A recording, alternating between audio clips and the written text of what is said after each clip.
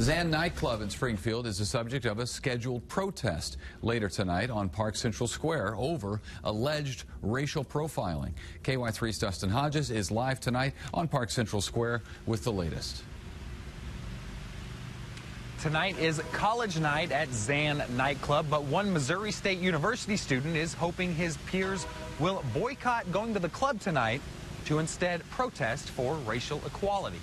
I never experienced something like that before. MSU sophomore Tony Gunn says he and his cousin were waiting in line to get into Zan nightclub a couple weeks ago when the two became victims of racial profiling. We got there, and once we got to the guard who was supposed to let us in, he first said that he wasn't going to let us in because my cousin had a rip in his jeans. After running home to change clothes, the two returned, where they were again denied entry into the club. First time it was closed, we went back and changed this attire, we came back, and it just was this. And the guard turned around and basically said, "I'm sorry, my boss said I can't let you in."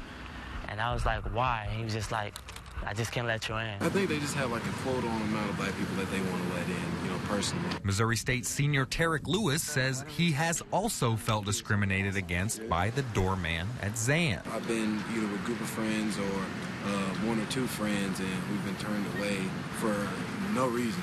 We weren't given any reason. The owner of Zan says his nightclub does not discriminate based on race, and if anyone was turned away, it was because of concerns about the risk of fighting, something he says the city told him he needed to clean up or his business could be shut down. The problem was there was a lot of fights that was started inside, and a lot of fights that was carried outside to the street, and then we were told that if we don't straight up and act, then we could lose our license. So we were a little bit more strict in the front of we let in. And since then, we haven't had any problem. Now, Tony Gunn says he won't ever go back to Zan, even if the discrimination stops. Even if he changes his mind and the way he looks, it's just, I believe deep down inside him, he still has that in him.